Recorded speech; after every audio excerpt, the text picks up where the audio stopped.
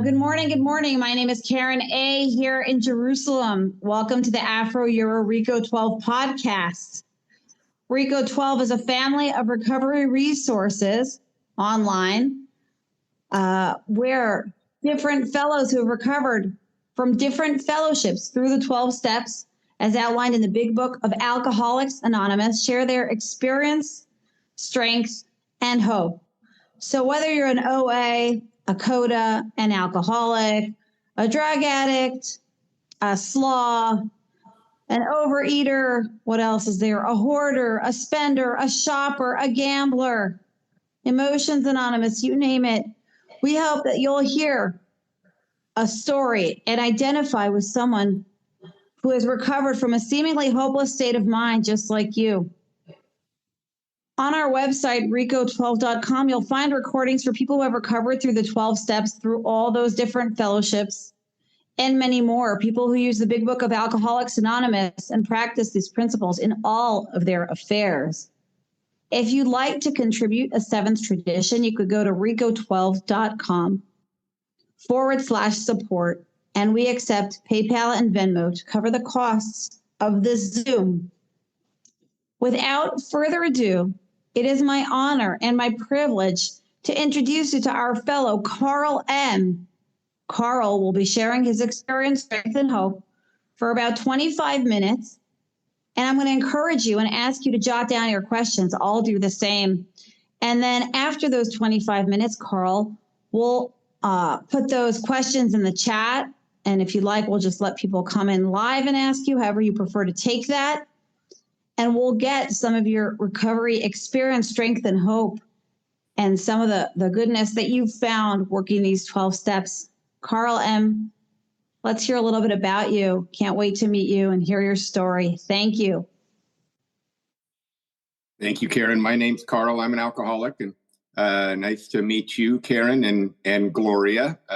Don't see you, but good to see you. I already know Leslie and Cecilia. They were kind enough to be up at midnight also and hop on here. So anyway, the most important thing I can tell you about myself is that I'm an alcoholic. There's a lot of things that I really care about in this world that I think are important, but there's nothing more important than the fact that I'm an alcoholic. And the reason I believe I'm an alcoholic is very simple.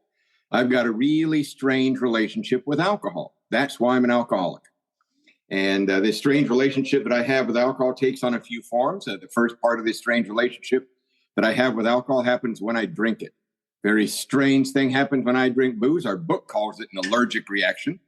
And they say the symptom of this allergic reaction that I get when I drink alcohol is what they refer to as something called the phenomenon of craving. And the best way that I can describe this thing that the book calls the phenomenon of craving in my life is that it seems like whenever I drink alcohol, the more I drink, the thirstier I get. It's really strange. That happens with nothing else that I drink. An example of that is I've got this bottle of water right here.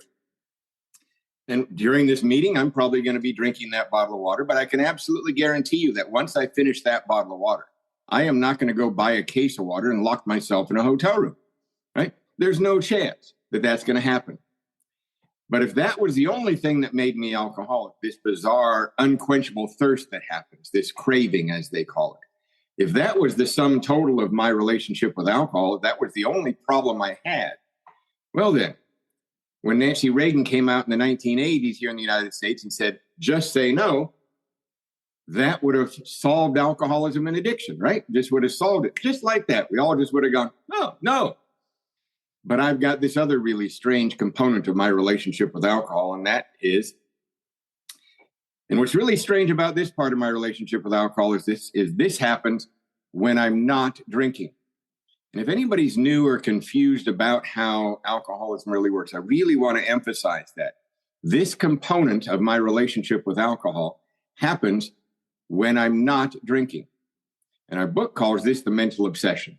They also refer to it as the strange mental blank spot. And they even bring it further home when they call it the thought process that precedes the first drink. And they actually even call it the crux of the problem.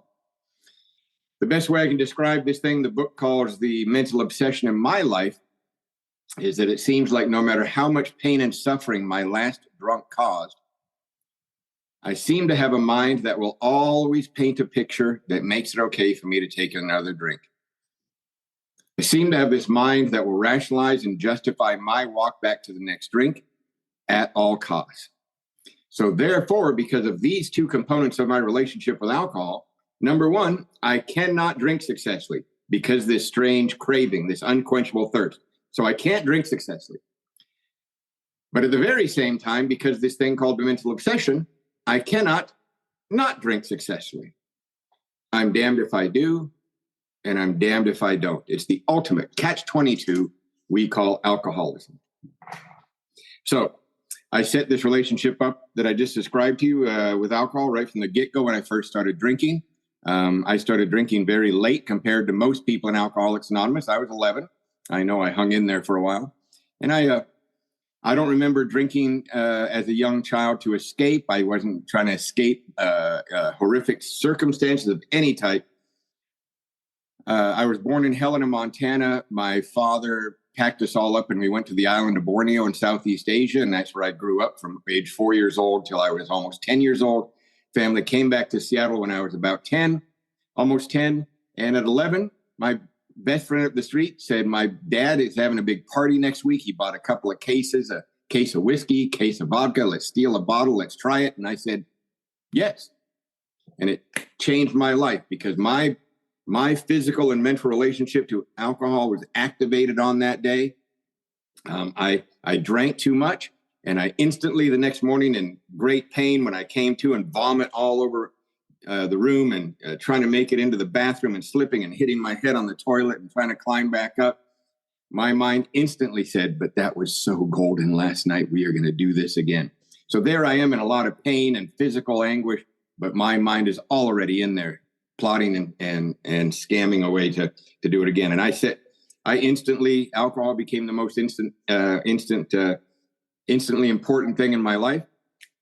I was this teenage alcoholic, drug addict, smoking a lot of weed, drinking as best I can. And my parents, really good people. They tried to help me, but they didn't understand that I was alcoholic. So therefore, if you don't understand alcoholism, you might blame my problems on people, place, and things. And they did not understand alcoholism. So, of course, they blamed the difficulties I was getting in on people, place, and things. They thought if we can get him away from that kids he's hanging out with, get him out of the public school system, we'll spend the money and get him into private schools. They tried all of the above. But you see, I'm alcoholic. My problems are not based upon people, place, and things. My problems are based upon my physical and mental relationship to alcohol. You see, if you change the people, place, and things in somebody's life like mine, all that happens is I'm loaded with different people in different places, ruining different things. So that just basically summarizes all my teenage years. My parents tried to send me off to college. I spent 3 years at Washington State University on my parents' money. I got about 10 credits. At any given time, my grade point average matched my blood alcohol content. Drug deal went horribly wrong when I was about 22 years old, and I joined the Navy. I would love to tell people that I wanted to get an education, see the world, serve my country. That's why I joined the Navy. No, I was running from drug dealers. And on my way into the Navy, this should concern anybody that cares anything about the security of the world, because the United States has the largest military. They should be concerned. But on my way into the United States Navy, I passed a potential test. It's called the ASVAB test. And this test that I took qualified me to become a nuclear engineer. That should really concern you if you care anything about that. It should concern you that the United States Navy would have any type of system in place that maybe, possibly, or even remotely would allow somebody like me near anything nuclear. However, they made me take another test when I showed up at that base for boot camp, and I could not pass that particular test. That test is called a urinalysis test, is what it's called. I never knew how to study for those things. They took away the 2-year nuclear school they were going to send me to. They sent me directly out to the fleet. And I started to do well. I started to learn all the things a young man in the military is supposed to learn, the camaraderie of being in the military, the honor of serving one's country, and started to learn a trade. But problem is, whenever that ship would pull into a port, I would leave that ship and I'd take a drink, and I would trigger off at this point, I'm 23, I'm 24, I'm 25 years old. And when I would take a drink, I would trigger off a 2-day, sometimes 3-day sometimes 4-day drunk. And I got to tell you, whenever I'm on a 4-day drunk, but the ship is only in port for 2 days, we've got a problem, a little math problem going on. Navy would get very angry at this behavior, and I got in a lot of trouble. I accidentally took my car through the guard check at the front of the Navy base one morning, and they put me on anabuse. I was handcuffed to a hospital bed. I hated those types of mornings, handcuffed to a hospital bed.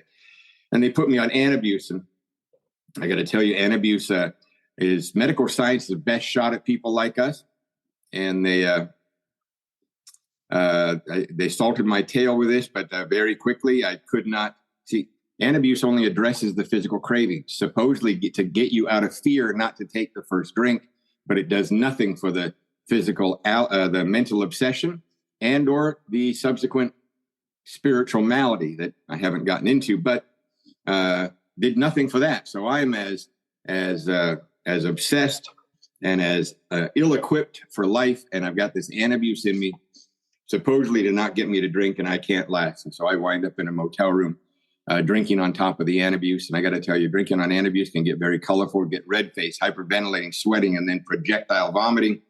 But I chose a wonderful hotel room where the toilet is in the same room with the bed, so that when I'd be puking, I could just lean right over the bed. But if you hang in there, that's the important feature of drinking on anabuse. If you hang in there, and with me, I'd keep drinking and keep puking for about an hour to an hour and a half. Enough of the anabuse would kick out of my system, and I'd quit throwing up. I would just be red-faced, hyperventilating, and sweating, and I'm all right with that. So I drank on top of anabuse the last 7 months of my drinking. And on my last night of drinking, I'm being let out of the San Diego jail. I'm being transferred from civilian authorities over to military authorities. I'm in handcuffs that morning. And they tried to bring me back to my ship, but my ship would not allow me to cross the quarterdeck of the ship. And they claimed orders had already been processed the night before. And the end result of that morning was I was thrown into a military treatment center. That was sort of last-ditch effort by the military to help me. More than likely, they thought that this was just the beginning process of giving me a dishonorable discharge, but they threw me into a military treatment center. And while I was in that military treatment center, 4 to 5 nights a week, white vans would pull up to the barracks where that military treatment center was. And 6 or 7 of us would be put into each one of those vans, and each of those vans would leave that base, and each of those vans would show up at meetings of Alcoholics Anonymous. So I was in a van with 6 or 7 other military men and women, and I was brought to Alcoholics Anonymous. And I'm so very grateful that Alcoholics Anonymous allows outside agencies to refer potential alcoholics to go watch Alcoholics Anonymous, because that's what saved my life. I was just with other men and women who were various stages of believing they were alcoholic or not, or whether they just believed they were in a lot of trouble with the Navy and whatever situation they were in. But I was riddled with acute alcoholism, chronic alcoholism. And I was one more time in a situation where alcohol had been taken away from me. And now I'm put in these vans and taken to these meetings of Alcoholics Anonymous. And it was really quite strange. I'd had situations where alcohol had been taken away from me before, and I was usually put in front of well-meaning, highly educated people, some sort of therapist, psychiatrist, counselor, chaplains, pastors. Throughout my life, since I've been a young teenager, this had been happening. It was always, and these well-meaning, highly educated people always wanted to engage me in a one-on-one thing and talk to me about, what's the matter with you, son? Why do you behave this way? What on earth why do you drink this way? What is the matter with you? They always wanted to talk to me about me. Now, what I was noticing here in this AA meeting that we were being brought to, and they were fairly large meetings. They usually they'd take the 6 or 7 of us into meetings that usually had at least 80 to 120, maybe even 200 or 300 people. Southern California meetings are often quite large. And I noticed that, okay, I'm in another situation where alcohol has been taken away from me. I'm being brought to people, but it seems like nobody wants to talk to me about me at all. It seems like these people only want to talk about themselves. It seemed that all they wanted to do is just talk about themselves. And like I'm doing here tonight, Karen, I guess it's 10 a.m. for you guys, Karen. Karen, Exactly. when Karen sent me the message, would you like to get up at midnight on a Thursday night? And when your home group is at 6:15 a.m., Carl, you want to get up at midnight and talk about yourself? I said, well, yes, I do. I love to talk about myself, Karen. And what I also realized is with the way these people, when they were talking about themselves, they described their relationship to alcohol and drugs in a way I'd never heard people talk about it. It's like they were really emphasizing how they had sold their soul for a drink. And then on top of that, they seemed to also describe this very strange relationship to the world when they were not drinking. And they seemed to describe this completely ill-equipped stance in the world that they had. No matter what their level of education or supposed maturity level or level of experience in the world, they seemed to describe this very immature relationship to the world when not drinking. And I sat there going, wow, these guys are like, it's like they're reading my mail. Oh my God, they know. Because that's what I had been so baffled by. Why do I drink this way? Why can't I just have 6 or 7 drinks and stop? Why is it that no matter how much trouble I'm in, I seem to get drunk again? What on earth is happening here? And especially, why is it that whenever I get a few drinks in me, I become an instant cocaine addict? I mean, really, that's one of the other tricks I have when I drink. When I drink somewhere between the 5th and 6th drink, I'm an instant cocaine addict. And I'm just like, well, how does this happen? And I'm under urinalysis testing and I got everything to lose. And what is this? And you guys were describing it just so beautifully. You also, what I noticed, were really excited about being sober. That's the other thing. You guys all were really happy to be sober. I knew what sober was. It's like, I'd be arrested. Somebody say, Carl, why aren't you drinking? I can't drink. I can't. I've got a court date. I can't. I'm in trouble again. That's what sobriety I thought was. But you guys were happy, peaceful, and content. You seemed to wear your sobriety loosely, like a loose garment, and not only were you happy and content about your own sobriety, you were like super excited about your friend's sobriety. Always getting excited when somebody got 90 days or 6 months or especially a year, goodness sakes. Got out of that military treatment center and got back to my ship. And the one other sober member of Alcoholics Anonymous was waiting for me. His name was Bob W. He was 23 years old. He had 14 months of sobriety. He had a sponsor who was hounding him about trying to find other people to work with. And so I was like gold being delivered to him on a silver platter, right? I was going to have to jump overboard to get away from this guy. He was all excited that I was coming out of that treatment center and coming back to the ship. So I spent my first 2 years of sobriety still on that ship, traveling the world. And Bob and I, whenever the ship would pull into port, we would go find Alcoholics Anonymous, no matter where we were in the world. This would have been, my sobriety date is January 21st, 1987. So way before social media, cell phones, way before regular emails, goodness sakes. And it was difficult. We had to call a pay. You would have to find a payphone wherever we pulled into port, use whatever currency was available. We would dial a number. We would hear a recording or maybe a live person. We'd get an address. We'd have to use an actual map. We would go find that address and we'd find the meeting of Alcoholics Anonymous. And the people were always there, whether it was 3 people or 300 people. No matter where we were in the world, we would find Alcoholics Anonymous. And when the ship was out at sea, Bob was given instruction by his sponsor back in port that we were to read the big book of Alcoholics Anonymous back and forth to each other. So we would be out at sea for 2 and 3 weeks at a time. And every night at 6:30 p.m., we would meet each other in engine room number 2 in this little battery shop, just a little shop about, 15 feet by 15 feet. And we would meet there and we would read the big book of Alcoholics Anonymous back and forth to each other. So in my mind's eye, when I picture those 2 young men out in the middle of the Pacific Ocean on the USS Cushing, there's 2 young men down in that very large engine room in that very small room, 2 young men reading the big book of Alcoholics Anonymous back and forth to each other. I view it as sort of Alcoholics Anonymous in its purest form, the blind leading the blind. Bob did not know what he was doing. I certainly didn't know what I was doing. He was 23, I was 25. He had 14 months. I had 48 days when I got back to that ship. and we're reading the big book, and that's all we had. We had the big book of Alcoholics Anonymous. We had each other, and we had the fellowship of Alcoholics Anonymous when we were in port.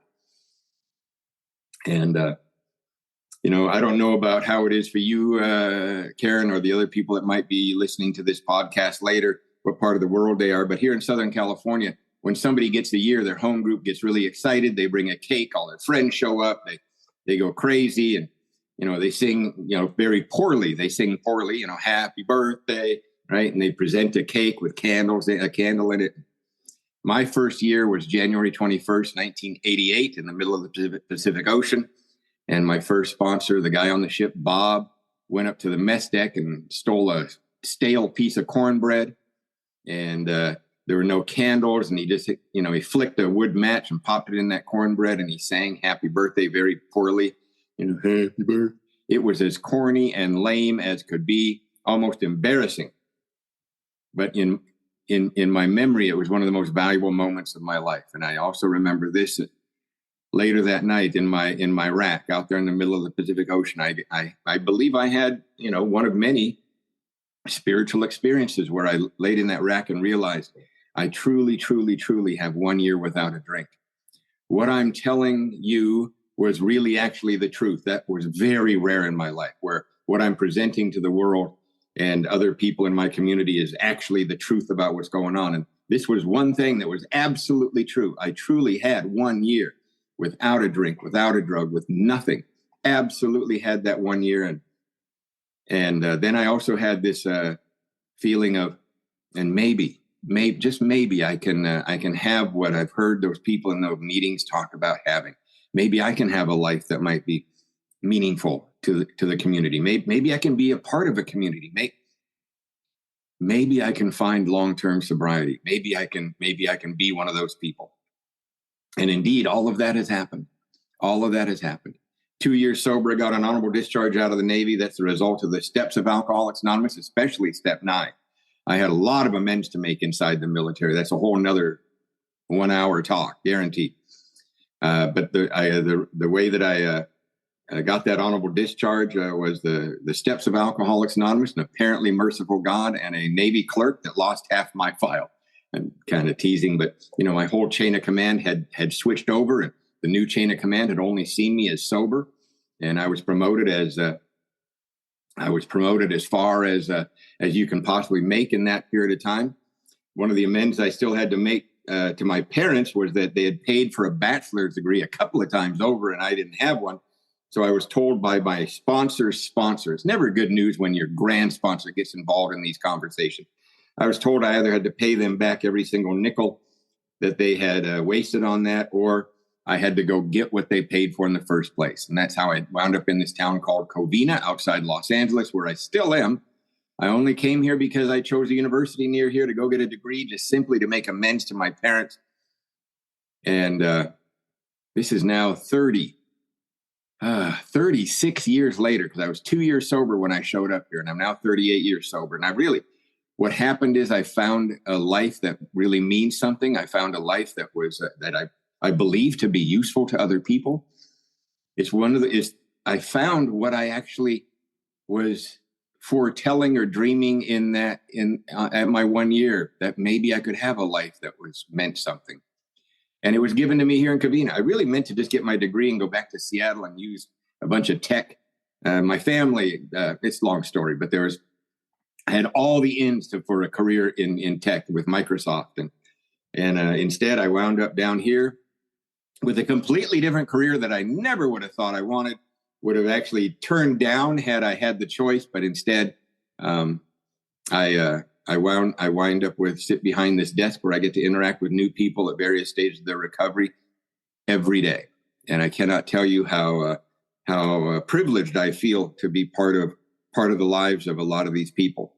And I get to be a man in my community. I get to have a life that is mostly peaceful and content. Mostly.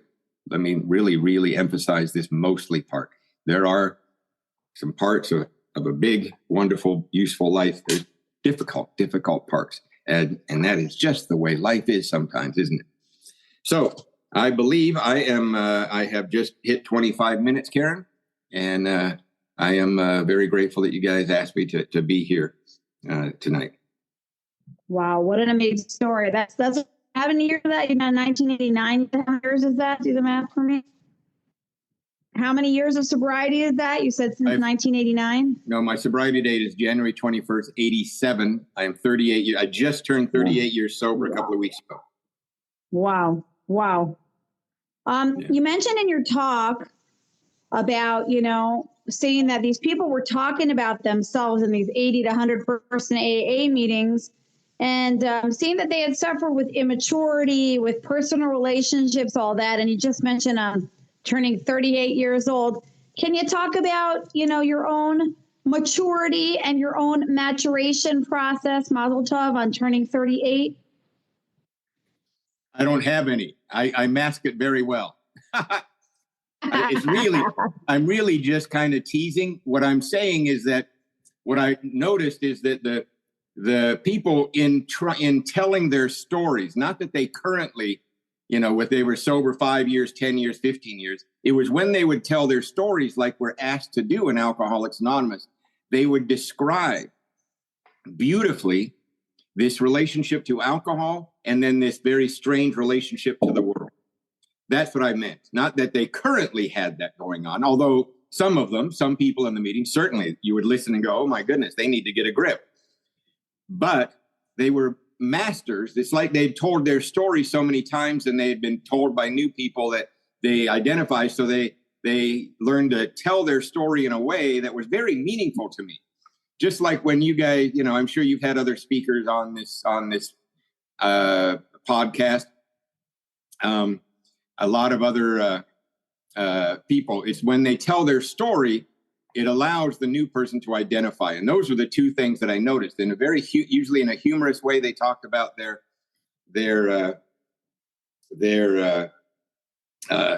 difficulties in relating to the world and all the difficulties that alcohol caused them. That's what I meant by that, Karen.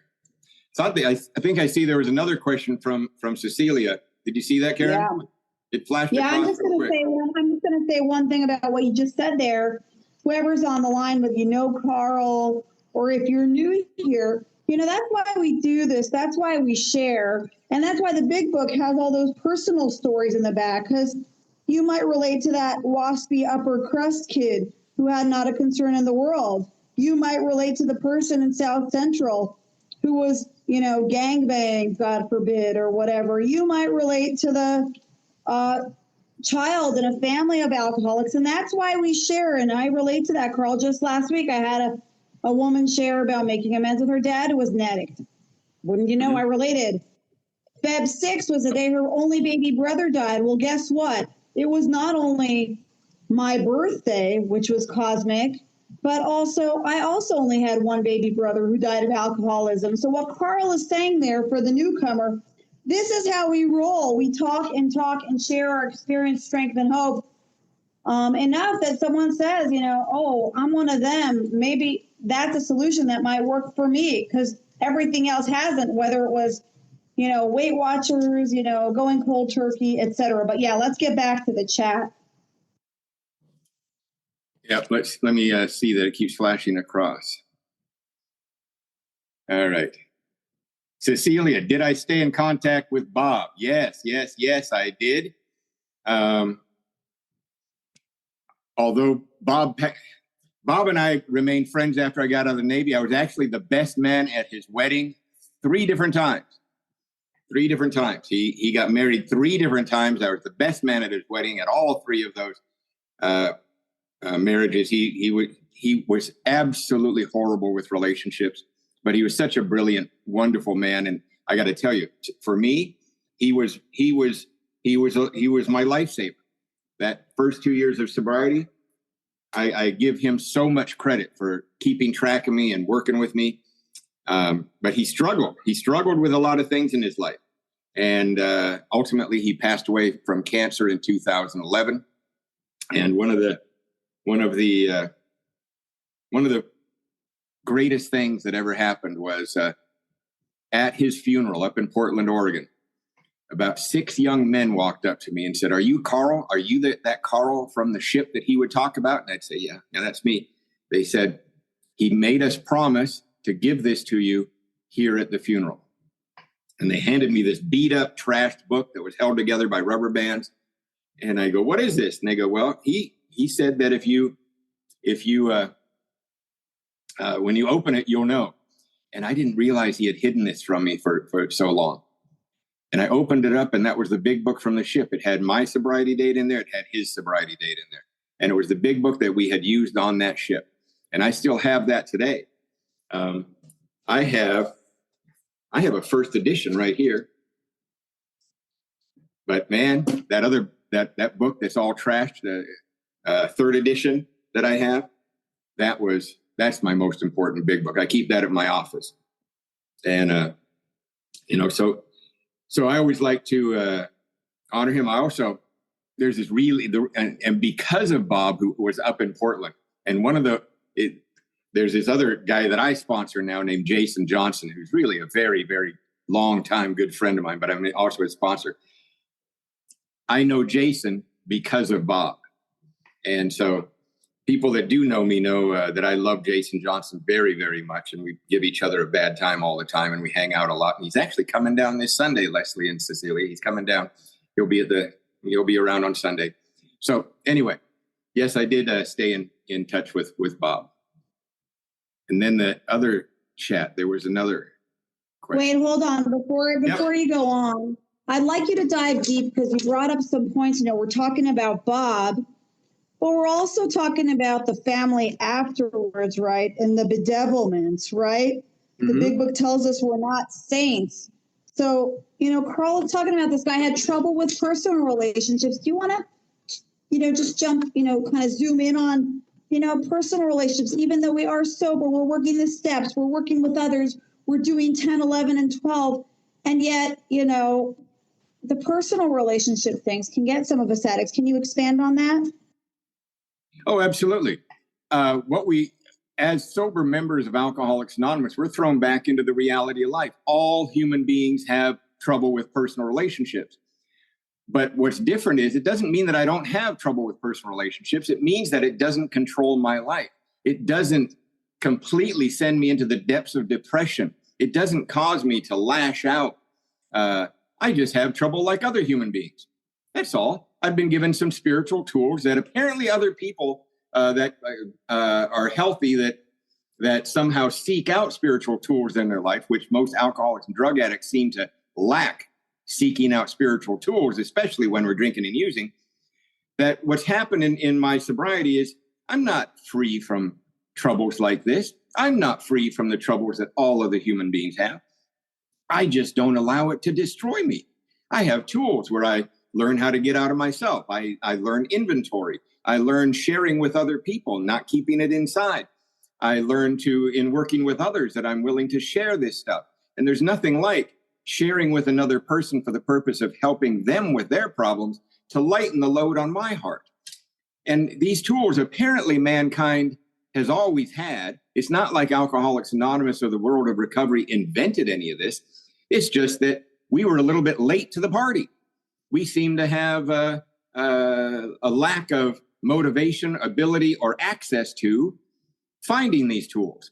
And what the world of recovery gave me is this very simple blueprint. It seemed to be very confusing to me before. It could have been young immaturity.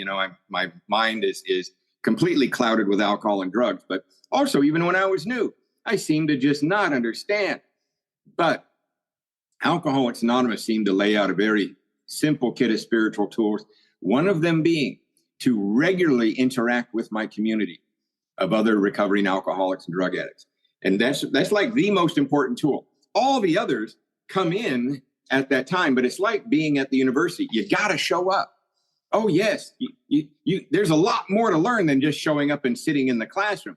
You got to pay attention. You got to engage. You got to ask the questions. You got to start. And then when you really start learning is when you start being a tutor to another student. Just the same thing in Alcoholics Anonymous. When you really, really start getting this is when you start trying to help other people along the path. And so that's what helps with all of the anxieties, the bedevilments, the feeling of uselessness, that having the problems piled up so high we ever figure we can never solve them. So that's what I found.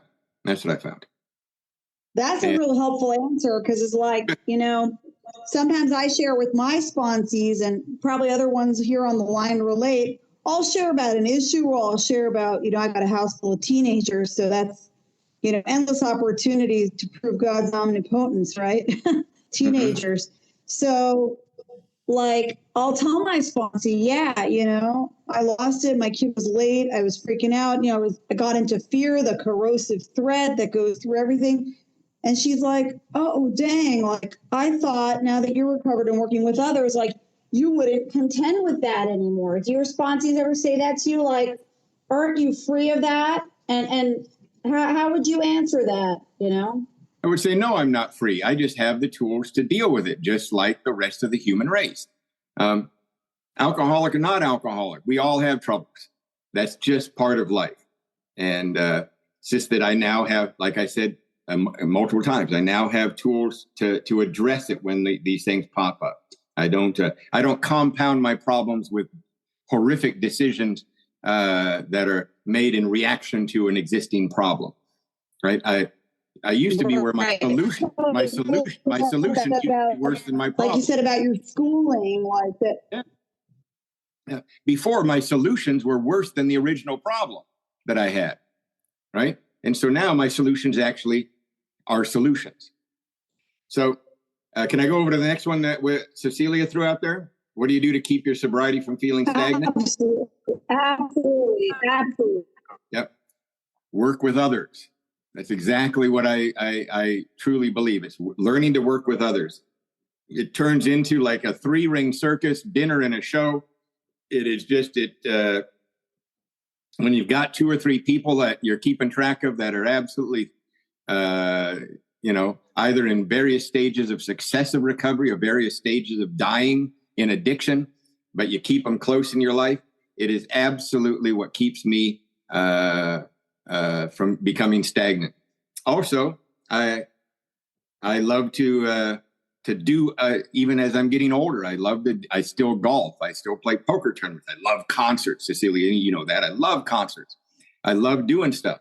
I still just regularly make plans significantly 6 months to 9 months in the future.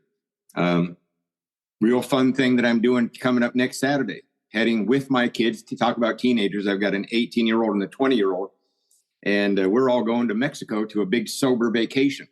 Literally, 500 people are taking over a resort down in Puerto Vallarta, Mexico. There's different speakers every night, workshops every afternoon. There's sun, there's golf, there's fellowship, there's workshops. It's just a blast. 500 people. It's like a week-long convention in paradise. Happens every year, always in February. I've been going on these things for about 25 years now, since the mid-90s. I just, that's what I do. I try to keep my life as full as possible.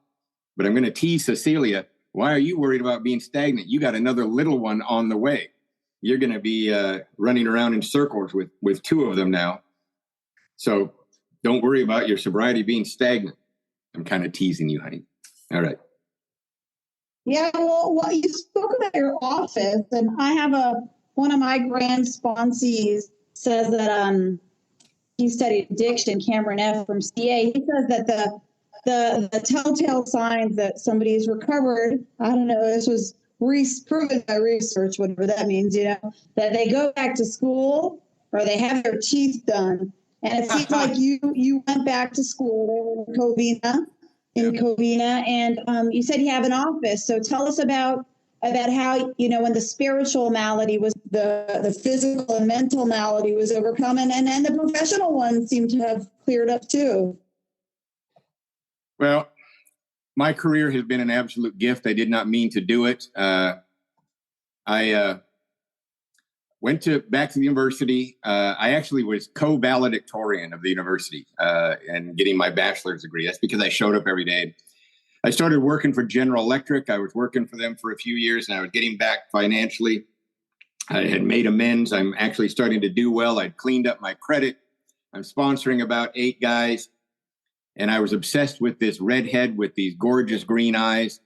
And she was a couple of years sober, and she was she was managing these women's recovery house for this group of houses that were in town that were very, very poorly run. but she was running the women's house and was doing it brilliantly, getting all sorts of people to help. And she came to me one day and said, if you really love me, you'll get me my own house so I can start one of my own. And I said, oh, I do love you. And I want you. And, I bankrupted myself. I've done this for women before, bankrupted myself to get them to love me. And I went and found this, I talked my way into this property that's a historical landmark of Covina, and she started this recovery house. A second one happened about 3 months later that was dropped on our lap, and then she disappeared. She flat out disappeared.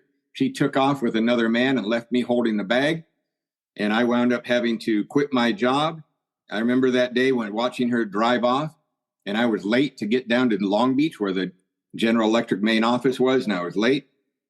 And she took off, and I was in what's now my office, and I realized, what does step 3 really mean? I remember this big wash of feelings of, what on earth? My life has just changed in front of me, and am I going to go back to the other life that I thought I was supposed to have, or am I going to sit down in this office and take this over? And I remember I just sat down and took over, sat down, and my whole life changed. I remember calling into General Electric saying, I can't come in. My whole life has changed, and it's now 31 years later, and I'm still sitting at that same office. And so we run 70 beds. There's 11 people that help me do that. 11 people help me run 70 beds in a place called Puente House, and I've been doing that for 31 years. And that's how when I described that I get to sit in my office and see people at various stages of recovery every single day, that's how that happened. That's how that happened. Wow. Wow. Would anyone like to come in with any other questions for Karl? Karl's got 38 years here, working with others, the program, the big book, service. Anyone have any questions? For a sec, wait for your question. I'll keep going. Okay, jump in. I've been around for about 10 years. Have you ever had phases where you're doing 10, 11, and 12? I got a bunch of little kids too, so I don't get it to go out to in-face meetings so much.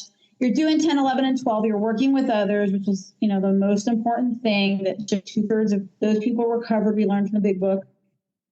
You're praying, you're meditating, and something's still not right. You are turning the solutions, certainly maybe half measures, but what do you do, or what do you do when a sponsor or fellow says, hey, progress, now I'm not doing a perfect job, but I'm doing a lot. I'm doing almost everything, and I'm not so pleased with my emotional sobriety.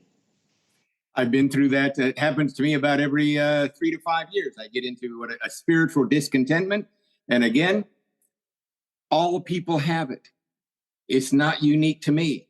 I ride through. And by being sober as long as I have, I realize, I've been through this before. I can actually be in some spiritual darkness for a while, and I will come out the other side. I know I will because I've done it before. I know the first time or two in my first 10 years, I got very worried. Oh my God, I feel spiritually sick no matter what I do. And something's wrong. I don't know. I don't know what's wrong. That's actually what's wrong. If I could just know what's wrong. And restless, irritable, and discontent is an understatement. But it was just simply that the human spirit is that way sometimes.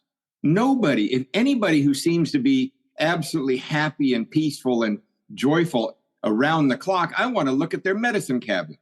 I don't think that's the human experience. I think that the human experience is a whole lot of different emotions and ups and downs. And now, if they're extreme to where we're truly going from extreme manic all the way down to suicidal depression, now we're talking about something else. But I'm talking about the ups and downs of just the normal graph of life. And I need to not get too wrapped up, because once again, if I'm getting too wrapped up in how I feel, I'm once again bordering on self-obsession, aren't I? Oh my goodness, how do I feel about how this is going? Oh, I don't feel so well. I don't feel so useful right now. Oh, I'm not joyful. Me, me. when really I need, and that's another really important thing of having commitments in recovery, is that no matter how I feel, I'm taught to show up. When I know that this meeting is expecting me, like tonight. Now it's midnight. I was supposed to be at Leslie's CA meeting earlier, which got flooded out. We had big rains in California, so that was at 7, and then I got a couple more hours of sleep, and then back up at midnight. I very easily could have, gosh, I don't want to. But having commitments requires me to get up, and no matter what the situation is, I sit up and I do my best to what I promised I would do. And there is I've got troubles going on in my life right now. There's no doubt about it. If you were to put me into a psychoanalyst chair right now, they'd say, "Hey, Karl, you're suffering from some forms of PTSD over some of this situation that's been going on for a while. Maybe you ought to be good to yourself." Well, I suppose that's one solution, or I could continue to show up like I said I would show up. That's my choice. I think the right thing is I continue to show up where I said I'd show up. Also with my kids, that's my biggest commitment I got. And I will show up at all costs for my kids, no matter what. I will, they know that I have a schedule of a life that is a little bit difficult. Like this weekend, I got to get on a plane to go to Denver. I'm going to be gone one day, but, they understand that. But in general, they know that whenever they need me, Dad is there. Under all circumstances, Dad is there.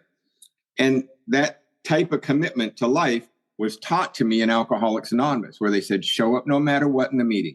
Move up from the back rows to the front rows. Engage with other people. And Karl, learn how to do that out in real life too. Sit in the front row of life. Engage with other people. And it says that when we learn this way of life, it will get us through the certain low points ahead. It doesn't say just in case you hit some low points. It said the certain low points, right? That engage in this way of life and have a community, learn to work with others, continue to apply these principles in my life.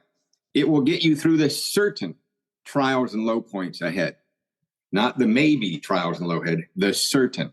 So I think they're just telling us that we're back in the game of life. That's the game of life. Well, that's helpful, although I might check your medicine cabinet if you only have the blues every 3 to 5 years. That sounds pretty good, I'm talking about serious troubles. I get down every 3 to 5 days, goodness sakes. Okay, thanks. I was getting worried there. Yep. Another question in the chat. Oh, how do you balance family and sobriety and work? I just show up. I don't actively plot it out, although I have a calendar with my commitments. I just absolutely do my best, Cecilia. I actually don't actively plan it, but it seems like whenever I do what's right in front of me, it seems to be sufficient to meet all of the criteria. It just, and I'm really, really blessed in the work life. I don't have a boss that tells me I have to be anywhere. That is very different. And I know that is not the normal situation that most people are in. Most people have to clock in. They're on a time frame that they have to be physically at that job. And, I've been blessed with a way of making a living that is not like that. So it's hard for me to give advice there. But I remember when I was younger, in my 20s and early 30s, working for General Electric, my life was schoolwork, meetings, schoolwork, meetings, schoolwork. And I just had sections of the day where I was doing that. And I remember one guy teased me when I was at the meeting, goes, "Hey, Karl, what's going on?" I go, "Oh, man, schoolwork, meetings, schoolwork, meetings. He goes, "Oh, man, Karl, the book says that we absolutely insist on having fun. You're not having any fun." And I was like, oh, man. And I started to feel real bad. But this one old timer overheard that other guy tease me about that. His name was Lenny. He was an old insurance guy. And Lenny walked up to me and said, "Hey, son, he just misquoted the big book. Son, big book does not say we absolutely insist on having fun. The big book says we absolutely insist on enjoying life. And sometimes the things we need to do to build a life that we can enjoy, it's not always fun." And I got to tell you, I had one of those life-changing moments where, whoa, all right. So I'm in a period of rebuilding my life, and it may not be all fun and games, but I'm building a life that I can enjoy later. But it also released me to start enjoying it then, because then I started to see the meaning and purpose of showing up at school no matter what, showing up at work no matter what, showing up at AA no matter what, school, work, meeting, school, work. I started to find joy in that because I realized, boy, I could then feel I'm building a life. I'm actually doing what society is asking me to do. This was such a strange, different feeling of that I was actually participating in society rather than dragging society down with, being a problem to the taxpayer, problem to the criminal, the court system, probation officers, heartbreak to my parents, disappointment to anybody that cared about me or loved me, running up hospital bills, where I'm just taking and draining society. I was actually a net positive for society on any given day. I realized that although it seemed mundane, schoolwork, meetings, school, I actually found great joy and motivation in that. It was a change in the way that I thought, just by one old timer whispering in my ear. I love that. I really relate to that too. I'm hearing a couple of things in there. I echo that too, by the way. I have 6 kids. I hold down a big job. I do this podcast. I don't know if I'm quite the recovery super. I relate to that, There's a lot of joy in learning something. There's a lot of cool. We lost you, Karen. Can you hear me now? Can you hear me now? Can hear you now. Hello? We got you. Uh-oh. Hello? I can hear you. Okay, sorry about that. I love what you said about that, because there's a lot of joy in learning. Is this okay? You hear me okay? I can hear you. Fabulous. What I'm hearing Karl say is that I'm hearing that we must smash the delusion like that we're like other people, right? We think that we could just be, frivolous, hang out on the boardwalk and like sit around and have coffee and just have fun, whatever that is, It's interesting. I live in Israel. In the holy language, in ancient Hebrew, there's actually no word for fun, because it's not a true experience of spiritual happiness, joy. There's elation, there's glad-heartedness. There's like about 50 words, but fun is not actually a word in the ancient Hebrew language, which according to my faith is like all of reality. Fun is like a non-spiritual thing. Anyway, on that aside, what I'm hearing Karl say is like, we smash the delusion that we must be like other people. This was simple, not easy. A price had to be paid. What he's saying, he had to invest. 1, God was everything or God is nothing. He had to enjoy whatever it was he was doing. 2, the price had to be paid. That's what he said. He wanted to invest to reap the benefits, and then, enjoy what he was doing, right? Not looking for some elusive fix, which is what got us here in the first place, right? Yep. All right. Okay, and parting words you have for us? You want to pray us out? All right. My Creator, I am now willing that you should have all of me, good and bad. I pray that you now remove from me every single defect of character which stands in the way of my usefulness to you and my fellows. Grant me strength as I go out from here to do this way of living. Amen. Amen. Thank you. Thank you, Karl. You bet. Good to meet you, Karen. I would love to have you come back and share on those meetings. Step 9. We want the part 2. Sure, in a month or 2. Okay. It's midnight. This breaks up my day, but you bet. It was a pleasure to be here. Thank you. Okay. Bye-bye. Thank you. Bless you. Bye. Bless you, everyone. Be well. There was a man put his hand by the side of his mouth, and he wanted to scream, but the sound never came out.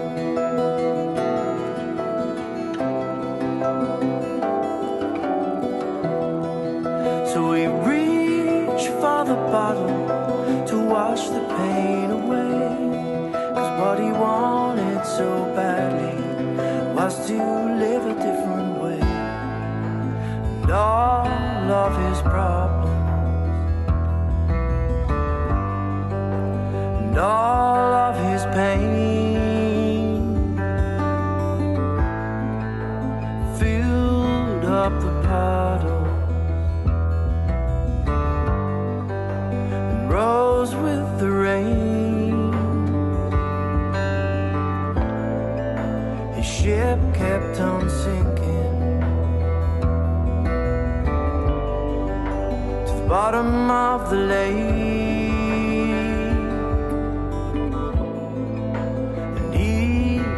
For certain that he was just a fake, just a fake. Was a man put his hand by the side of his mouth,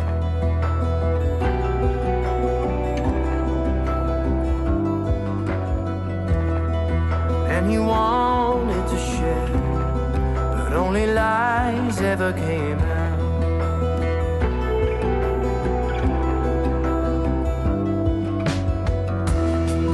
So he reached for the needle to numb the pain inside,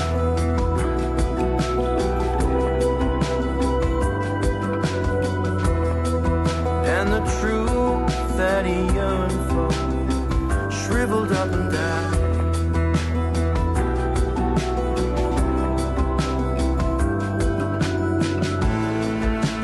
And all of his problems,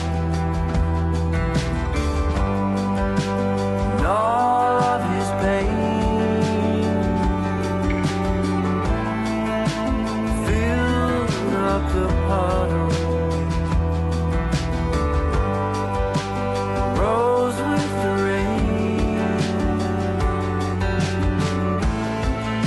The ship kept on sinking to the bottom of the lake.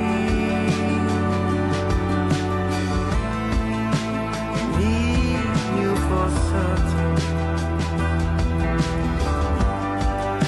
that he was just a fake, just a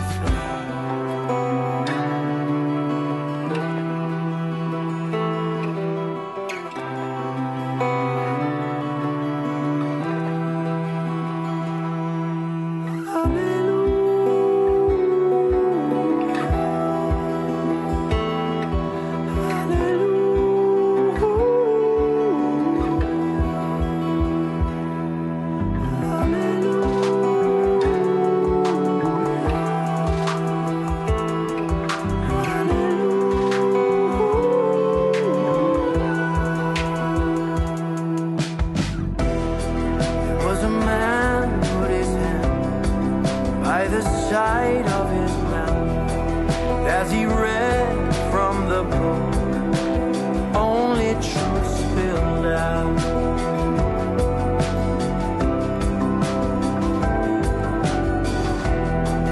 So he reached for a power to help him through the night.